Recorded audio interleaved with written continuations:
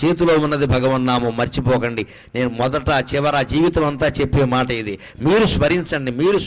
మనస్సులో స్మరించదలుచుకుంటే మడి లేదు, ఆచారం లేదు, స్నానం చేసే సమయం లేదు, భోజనం చేసే సమయం లేదు, ఎప్పుడైనా స్మరించవచ్చు. దానికి నియమం లేదు, నిష్ట లేదు, మనస్సుకి రూపం లేదు, కాబట్టి ఏ నియమం ఉండదు. అన్ని రోజులు పాటించినా ఒక్కరోజు కాళ్ళు కడుక్కోలేదు, దేవుడు అంత కక్ష కట్టడమ్మా.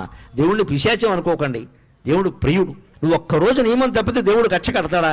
అలా అయితే దేవుడు అవుతాడా? అంతగా మనకు బాధ అనిపించింది అనుకో, అమ్మా ఏదో పొరపాటు చేశానమ్మా అని అమ్మవారి దగ్గర చెబితే క్షమించదా? ఆవిడ తల్లి అండి. భగవంతుడి దగ్గర భయం ఉండకూడదు, ఎప్పుడు హాయిగా చనువు ఉండాలి, ఒళ్ళో కూర్చునేలా ఉండాలి. గద, శంఖం, చక్రం, ఈ ఆయుధాలన్నీ వెనకాల వచ్చాయంటే నువ్వు నారాయణాయ నమః, ఓం నమో నారాయణాయ, ఓం నమః శివాయ, శ్రీమాత్రే నమః ఇలా ఏదో ఒకటి చెప్పిస్తూ ఉంటే సర్వాయుధాలు త్రిశూలం సహా నీ వెనకాల తిరుగుతూ ఉంటాయి. నీ జోలికి ఎవ్వడు రాడు, నీ ఇంటి జోలికి ఎవ్వడు రాడు, నీ భార్యా పిల్లల జోలికి ఎవ్వడు రాడు. వస్తే మటాష్, తిరుగులేదు ఇంకా.